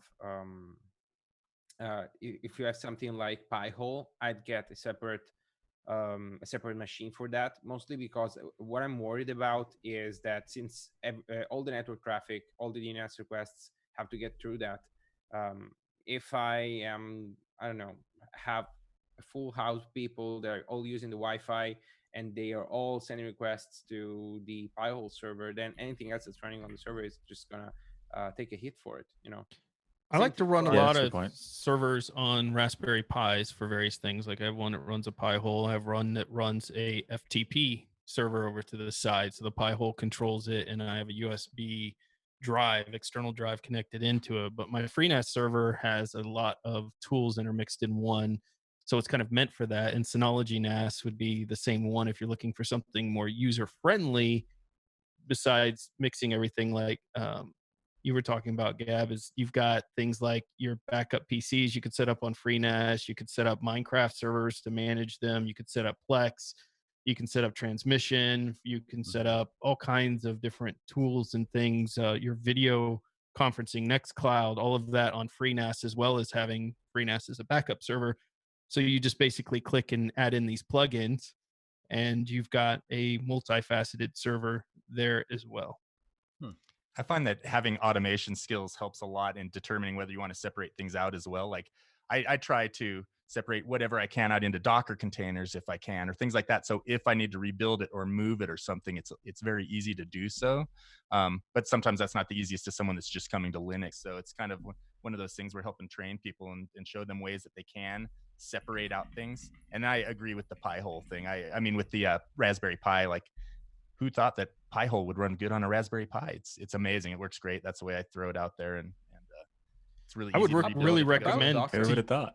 To your point, that Raspberry Pi would be, if you're just starting out, first of all, learning it is just an endless amount of fun and knowledge. If you love learning, get a Raspberry Pi, because there's endless projects for it. You can do robotics with it. You can do servers with it. You can turn it into a computer. I have my car running a Raspberry Pi, so my car turns on. It's got Raspberry Pi, comes up. You could do so many things with these devices. Whoa! $35. Well, what's going on with the Pi in the car? What's the functionality? So there? Michael's seen this. Basically, if my car is a Honda HR-V and has a video screen in it, and it actually came with an HDMI port that was built in from the factory in there, so the Raspberry Pi He made it an into, infotainment center. Yeah, and so I have controllers in there. You can game, you can do. But the cool thing is I have it set up so that it only turns on when in park. So you can't, nobody is distracted by it otherwise. But if you put the car in park, the screen pops in, Raspberry Pi turns on, and you can game or do whatever. So if you're sitting in school line waiting to pick up the kids or whatever, you could be sitting there gaming. Yeah, I saw it itself. It's great. Yeah, that's cool. Pretty cool. That's really cool. About the Docker thing, aren't you worried about Doggy. security? For what I know, Docker isn't like made to run in production. Oh, I've heard like millions of people, or I don't know millions, but thousands of people have used Docker in production. So we use Docker a lot in production, in Kubernetes, as well as on a variety of platforms. But Docker works great in production. Yeah, I use Docker for many things in production as well. I mean, I don't think Docker is the most sound solution for everything, but in some cases, I think like Docker is fantastic. Like, I guess it could just be the containerization aspects of like just having it consolidated, but my experience with Docker has been great. Other than the heaviness, it's very heavy. Well, it's not about the heaviness. I don't remember the exact reason, but I read an article about how the Docker daemon has some like super user permissions or something. Yeah, they actually, it has been a big problem for many years, but the past, I think 6 months ago is when they switched it. So they actually fixed that problem to solve that. There was a vulnerability that came out because of it, and they did turn it off where super user is not, like sudo is not by default anymore. And they've made it now so you can enable and disable particular capabilities so that you have a lot less privileged mode to your host and such. So Docker is great, especially from a CI/CD standpoint. So us building Docker containers when someone checks into a Git repo is extremely handy. So when you're building your container to do something just by checking into a repo and having it run through a CI/CD process is awesome. Like it's amazing. It can be deployed and very simply done, taking out a lot of the heaviness of using it. So yeah, I think your son wants some camera time there. Yeah, hello. He's like, who are all these people? Your dad's famous. We're all here for him. What's up? Does anyone have opinions on the System 76 keyboard? I'm so pumped about this. I love everything I can branded Linux that comes from a Linux company, and I love mechanical keyboards. I'm so happy that they're was doing that picture real? I have mixed feelings about it, to be honest. Yeah, they're totally doing it. Yeah, they are. Yeah. That was a prototype in progress. The photos that they posted. Yeah. So I sent a message to Emma when they announced this, and the message was basically like, here's my like wish list of what makes the best keyboard. And it was like, a numpad, macro plasma keys.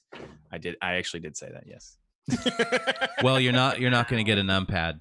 Sorry. Yeah. Well, I like numpad. A numpad's not necessary. I just prefer them because they're faster for me because I actually do use numbers a lot. You can get a separate numpad, and then you can get yourself a little Elgato dock there and control everything you need right there, man.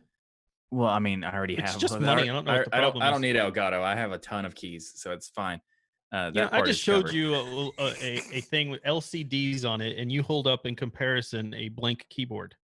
One, your camera's off. Two, Well, you can't see it. Oh, well, you can see it if you're on my stream. You should be on my stream because it's the greatest. Well, okay. Anyway, well, what I'm saying is the reason why I use this is because I already have it. And I didn't know the stream deck could work, but also because I like to have decisions based on shoe on head principles.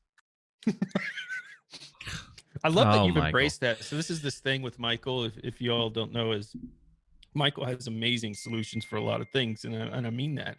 And unfortunately, most of his solutions are shoe on head type solutions, in which you have to go completely around the world to come back to get it to work. They're all ultra sophisticated solutions for little things like, hey, Michael, how do you set up OBS? 900 scenes later, it's amazing, but you still have to figure out the 900 scenes, you know, that type of stuff. Well, yeah, it's an amazing experience. It works great. It just takes me a long time to get to that point, and but once you're there, it's great. You know, and who else has a keyboard with no letters on them, or can use a keyboard with no letters on it? I don't get this concept. I know people do it. I just don't get it. I could. I know only one guy that does it. Who's that, Rocco? Michael. Just curious. Oh, cool. Okay. Yeah. Well, I mean, Eric just showed his examples. Yeah, like exactly. Yeah. Yep. I have the Ergodox EZ with no printed keycaps. That's cool. That's there you go. That Noah's gonna buy. Or I'm looking forward to when Tuxedo does those Manjaro laptops where you can get the keyboard completely customized. I want to see someone actually order one of those with a Klingon keyboard. Klingon keyboard. I will do that. What a great idea! Because they said like we can totally do that if you want a Klingon keyboard. That's what I want. I love it. I want them to do that. That's I'm fantastic. now vested. And and I was talking to Philip about it at Manjaro, and he was like, you know, if you ordered one, I mean, the super key could be the Linux for Everyone logo, and I was like, what?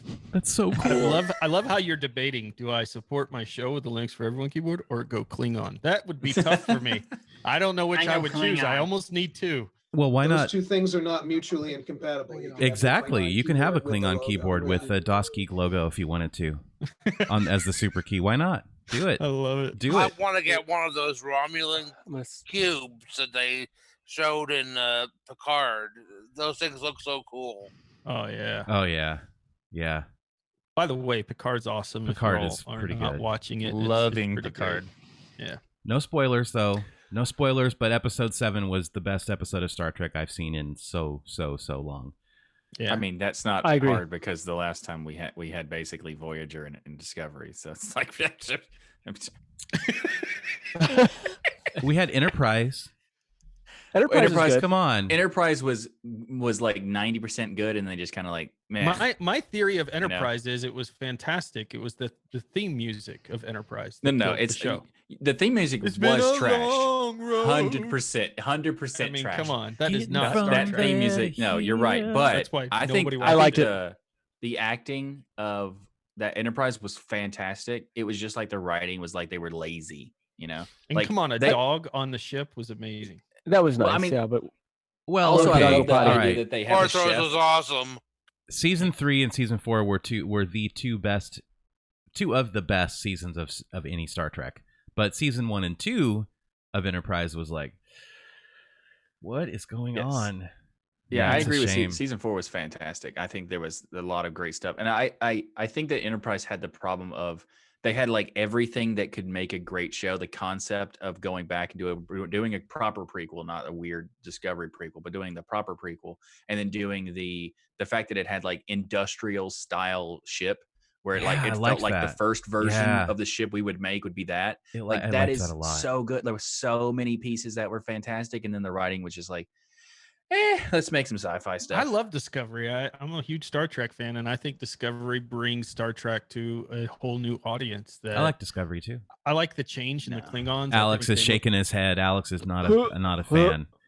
How dare you, Alex? Alex does not like Picard. I'm getting my band hammer ready. We were actually. Bring it. I'm going to do a shameless plug for the Tea Earl Grey Hot podcast. Does anybody listen to that? Yeah. Yes. I think there's many people. I think half of us have have actually hosted that show. So yeah.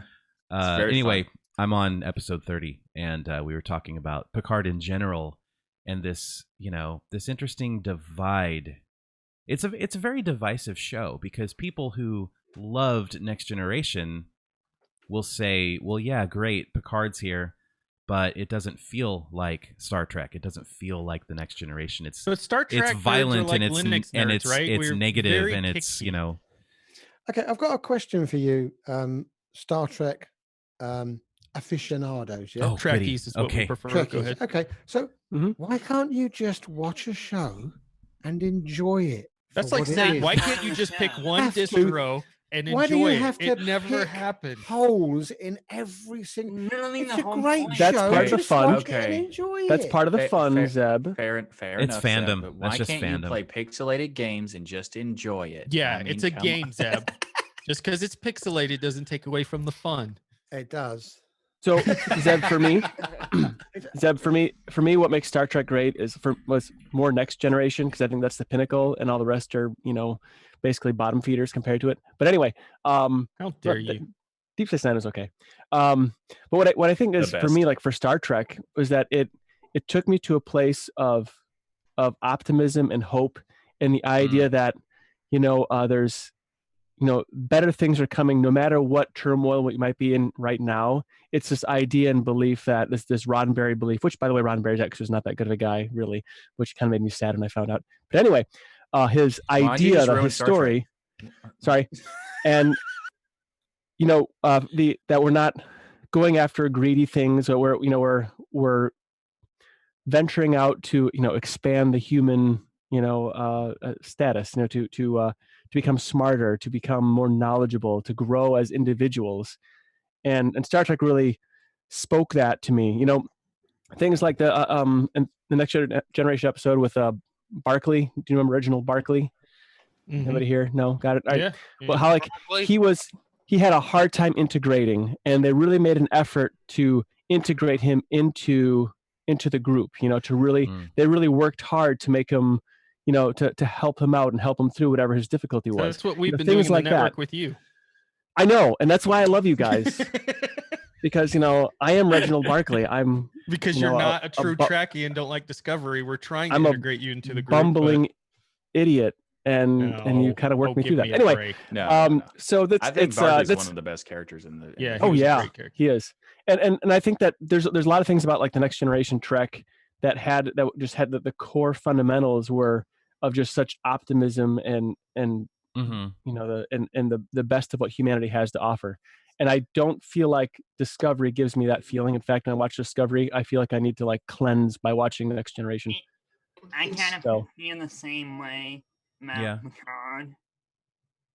It's like when you're all doom and gloom in TV and in life in general, it's all about that escapism that people want. And if you're all doom and gloom all the time, and you try to write for said show, try to be hopeful, because that's kind of what Star Trek is, like that escapism that everything is gonna be okay. This is what we got pointed towards. Yeah, humanity's gonna get to a point where we're better, type of thing. Yeah, it's a good point, actually, we act like a species rather than just a bunch of disparate groups. Hoarders of toilet paper. Yeah. Don't get me started. Yes, that is. And then you go to Walmart and realize what the world really is. Yeah. That's so unfortunately that's true. I think the point about like the not doom and gloom thing, but I also point out that when I say that Picard is a show that like you have to justify why would Picard get back into the thing after 30 years. So it has to be the significant reason for him to come back. And I think the way they did it was an interesting approach. Money. Well, no, that's not true. No, that's not true. He was offered every 5 years. Patrick Stewart was offered to come back, and they would keep giving him more money. And he's like, nope, don't want to do it. Like he only came back because he thought he liked the idea of what the path of the story. So I think that there's something that has to happen in order to justify him coming back. But there are certain like I watched the first 2 episodes and then stopped watching, not because I didn't like it. It was just because it was not a priority for me, because it was well done, like visually, I actually liked some of the story aspects, but it also felt like it wasn't fantastic. You know, it wasn't like the best. Like it wasn't what I wanted it to be, sort of thing. But it was 1,000 Honestly, times better than Discovery. It just felt an old man trying to relive his prime. That's what it felt like to me. It just ruined it. I can't watch it now. I have to go back and watch, the Star Trek that he was in, because I just see an old man trying to do something that he can't do anymore. And it's I don't know. When I see the cameos, when I saw Picard, I got geek chills. I was so in from the moment he was there, and some of the callback lines and stuff from the old series. It made me so happy in my heart to see these people back that were such a big part of my childhood. I don't know. I couldn't. I mentioned all the Easter eggs were great with Soji. Yes. Yeah. Yes. I love the fact that no spoilers, guys. I'm not going to spoil anything, but I'm going to give you one thing that was an Easter egg that I love. That it was so subtle. No, it was an Easter egg that was on the first episode. It's also not a spoiler of any kind. It's more of a well, it kind of is. But it was already said. Okay, this is not spoiler. Can we get to the point there? Listen. So someone said Romulan cubes, so that's not my fault. So anyway, there's this part where I like Discovery is like, for me, felt like it wasn't Star Trek. Picard does feel like Star Trek, and they multiple different cases where they showed like, you know, the Easter eggs are so vast. Like every episode has at least 10 to 20 Easter eggs. And the first episode had an Easter egg that I loved because it was modernized. And it was when they revealed the Borg cube, they didn't tell you like who's in the cube, sort of like exactly, but they kind of like reveal it with and don't music, you tell us. and then they show you, but they show you who it is, but they reveal it with music that you, before they actually show you what's happening, they tell you with music if you get this Easter egg. And I love the fact that they did that, because the music for that, what they used is a modern version of the original Romulan music from the original series when they first introduced the Romulans in the original series. You are such a nerd that you know that. No. It's amazing, though. I love the fact Michael, that they put the effort to in keep to do that. watching the show. The entire staff behind the music on this show is genius, and that happens all the time. I wanted to. So Tim, I do keep watching it. You know, bye, Gab. Tim Thanks Harless. for showing up, man. Everyone, Hey, check out Tech Pills. If you're not a subscriber to Tech Pills, check it out. YouTube channel. Thanks, Gab. Thanks for the shout out. Thanks for coming. It's been fun as always, guys. See ya. So Bye. Tim, I just wanted to say this comment that's in my YouTube chat. Tim said he doesn't enjoy Picard as much as TNG or the others because of the cussing and the acting as if the people are in today's culture. That's an interesting. That's true. That is an interesting observation, because that I do feel like I'm watching people in my current. Yeah, I have to say, the first time I heard them start cursing and things like that, it really took me out of the zone of Star Trek, because that was kind of like they had evolved past that at that point of utilizing that type of language. Sure. And I like how Battlestar Galactica handled it. If you come up with made up new words, a new curse word that doesn't exist, and it was clever. That was a very clever way of handling it. And I feel like they're like, hey, it's cable now. You know, people have to pay for it, so we can ramp it up. But, you know, one of the great things about TNG is one of the great things about how Destination Linux, I think, has always been, is that you can let your kids watch it. Whereas now with Picard, I can't. And that's that is a bummer. I mean, especially, and I'm going to warn anybody who is letting their kids watch it, you're going to stop doing that from like episode 7 or 8 forward, because it's brutal. I mean, I enjoyed it, of course, very but violent. It is incredibly violent and very disturbing. So. Okay. Well, that when I said it feels like Star Trek, I would say like the first 2 episodes kind of felt like Star Trek, but that doesn't. You know, that. You have it's no more idea. realistic in the fact that, you know, when Klingons pull out what is the Battle Wrath? Batleth. There you go. And you know, and they're hitting people in the original series. They just fall back, and they're perfectly, you know, there's no blood, there's no nothing. So I guess there's some realism they've brought to it with the technology and stuff. But I don't think realism's fine. We didn't need that, you know. Their culture should still be the same culture, right? Like it shouldn't. Like it feels like it's very much turmoil in their It realm feels right like now. it feels like after. Well, shoot, I don't know how deep we can get without going into spoilers. Dang it! It feels like a dystopian future. I think we should just. Yeah, Alex, it does a little bit feel like a dystopian It depends future. on how much you've played Star Trek Online, because CBS has controlled the entire timeline in that game, and it's canon with now the Picard series. So you go through the storyline really? that they put in that. What? Yeah, CBS has controlled all the timelines. They own it all. Everything that they do or everything that they allow is canon, and so the Star Trek Online directly reflects now the Picard series. And so if you've gone through that, it opens up to what this future is like now. So that's interesting, but I think some of the Star Trek Online stories are good, and some of them are just don't feel like Star Trek. But I think that's also like it just feels like there are so many awesome franchises in this or series in the franchise that it just seems like that it's trying to be unique for the sake just for the sake of being unique. And I don't think that that's really that valuable. They should be, still be unique, but still feel like Star Trek. And I think that's where the issue comes from. Yeah, that's the issue for me too. It doesn't and also Discovery is the worst example of it not feeling like Star Trek. Even though I don't like Voyager, it still felt like Star Trek. Even though I don't really, there were certain parts of Enterprise I didn't like, it still felt like a Star Trek series, and it was a good attempt. It didn't work out exactly like I wanted it to, but it was still Star Trek. And Discovery was like not remotely Star Trek. It's like they were just, it was like someone who is in a parallel universe writing something and just like, you know what I'm going to call this Star Trek. Okay. This is completely different.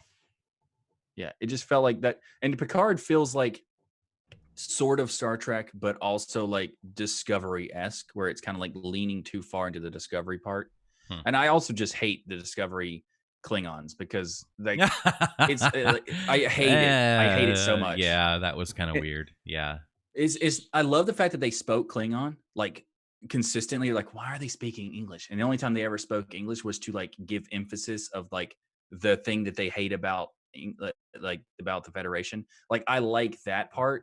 It was just like they look nothing like Klingons. They're like, well, it's a new series. No, it's a prequel.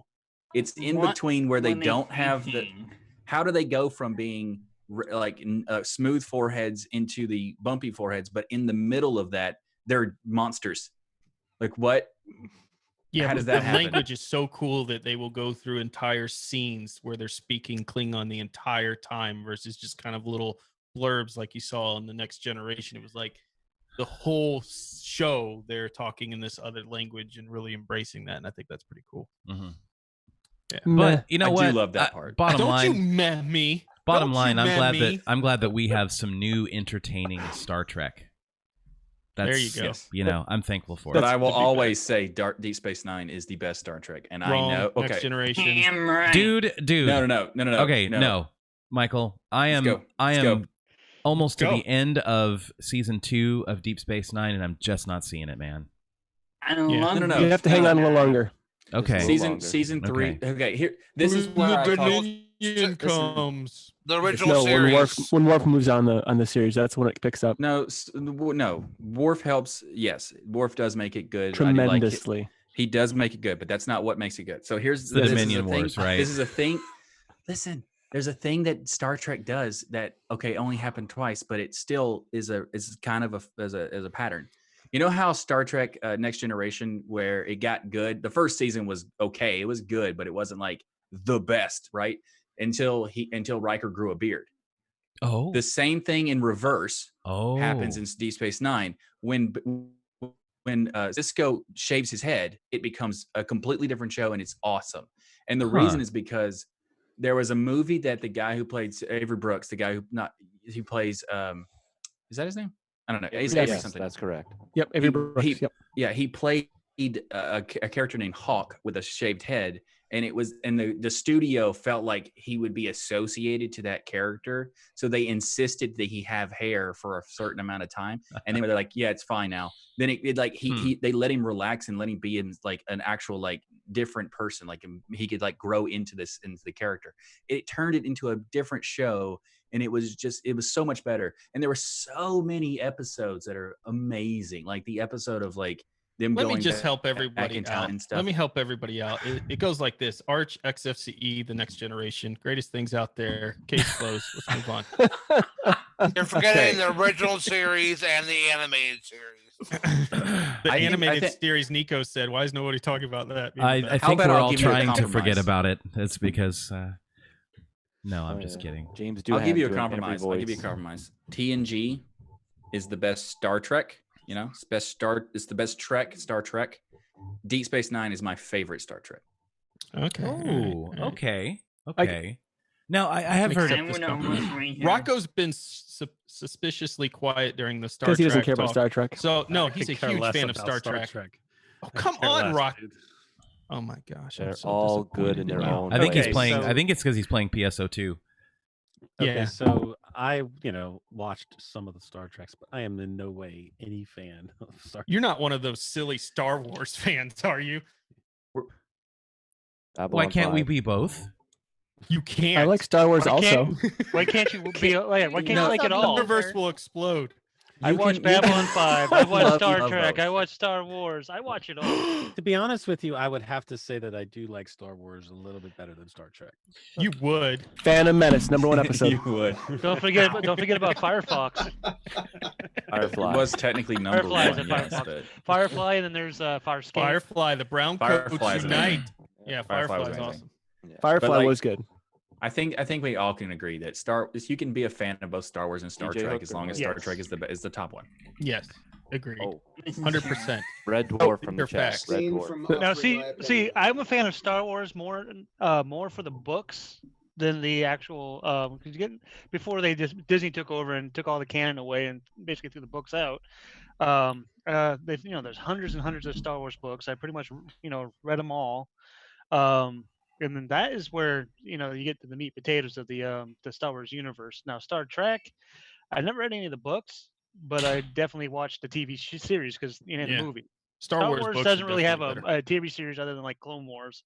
Well, no, you got the Mandalorian, which is now, but I'm saying amazing. That's absolutely actually well, did you guys see that they're actually going to have Ahsoka Tano now? Yes, I'm so excited about that. Oh my god, The Mandalorian is good because they completely ignore every aspect of Star Wars.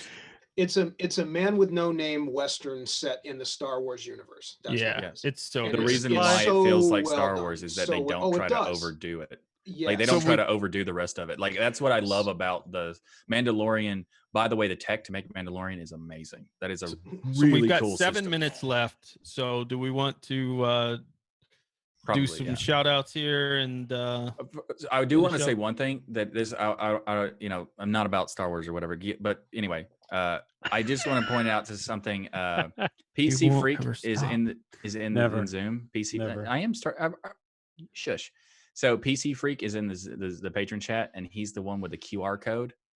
And I really want to point out the fact that I love the fact that this is a subtle plug for his GitHub project. So if you actually scan the QR code, it will open a GitHub project to the Raspberry Pi signage thing we covered nice. Very on smart. the show. Like Yeah. I love that. I'm a marketing person, so I'm a fan of something like that because it's just subtle and no one brought attention to it. As soon as he put it on, there's like scan. It was really Yes, let's bring attention to it. there. You go. You can do signage. So Rocco, Big Daddy Linux live tonight. Tonight at 8 p.m. Tonight at 8 p.m. So if you need some other great conversation and distraction from all the chaos and craziness going on, check out Big Daddy Live tonight. And you can search YouTube just for Big Daddy Linux, right? And come across it that way. Yep. All right. And we've got Jason Evangelo here from Linux for Everyone. So check out his podcast and his YouTube channel. We've got Michael here from Tux Digital. So check out that and Destination Linux podcast. which I'm We a part partially of as well. have Ryan here on his channel where you can see his camera, but not Well, on if you're other on the people's DOSKey channel, you can see me, and I'm beautiful. I'm so beautiful. Somehow today. you haven't figured out how to do it both. Shh, Rocco. Don't check out Big Daddy Linux tonight at 8 p.m. Do not go there no matter what. They hate Star Trek over there on that channel, I hear. You've got Wendy from Hardware Addicts as well, so make sure you're checking out Hardware Addicts. You've got Eric Adams and Nate here from DLN Extend to check out. And does anybody else have something they want to shout out? Feel free to do so. Just that I'm looking forward to the Lower Decks Star Trek show that's going to be coming out eventually. The cartoon. Oh, really? There is one? There is one. Yeah. It's called Lower Decks. It's going to be about junior officers. A Saturday morning cartoon on CBS. That'd be cool if they brought that back. Yeah, that would be cool. Awesome. Fred, all right, well, thank you all for coming and hanging out with us. Rocco, and, chatting. Rocco, thank Fred, you for all the taking patrons the for time to put it supporting all the together. shows. Yeah. Yeah, absolutely. Destination Linux Network. Check that 8 p.m. out if you want more content. Oh, never mind. Yeah, Wendy answered. 8 p.m. Eastern, right? Okay, for Rocco. Okay. Yeah. I'll just say check out To Your Earl Grey Hot this weekend, episode 30. We're talking Picard, so obviously don't listen to it if you haven't seen it yet. Earl Grey Hot this upcoming episode, Jason. Is that what you're saying? Yeah. Yes, he is. Yeah, we recorded it Wednesday, nice, man. so it was a lot of fun. I love doing that show. Yeah, that show mainly because I don't have to edit that show. So, yes, but, that is the best part about it. Better. Yeah, the best part. Like there was actually a part where when I got on the first, because I was on the episode 2 of this season or something. I don't remember what number it was, but we talked about Picard episode 2, and they were like in the things like I think we're supposed to change our name now because he changed his order from TL Grey Hot to TL Grey Decaf. And it's like that's some branding issues right there. Yeah, that was surprising. Well, it's been good chatting with all you guys. Thanks for showing up. Appreciate it. Yeah. Yep. We'll do it again. Absolutely. We will do it again. It's fun. We're definitely going to do it again next month, April. We haven't picked a date yet, but we will announce that date in the Telegram and on the Discourse forum. So be sure to join those. DestinationLinux.network/forum, just because it's easier to say it that way. And also Telegram group was DestinationLinux.network/Telegram. So you want to be notified when we do it that way. Yep, and thank you to everyone for the super chats. And again, if you become a patron of anybody's show on Destination Linux Network, you can join us next month. We'll be doing this again. And thanks for hanging out with us. And we'll see some of you all on Big Daddy Linux later on tonight. Yep, absolutely. Thanks, everyone. Go play Phantasy Star Online too. Play it. Phantasy Star Online.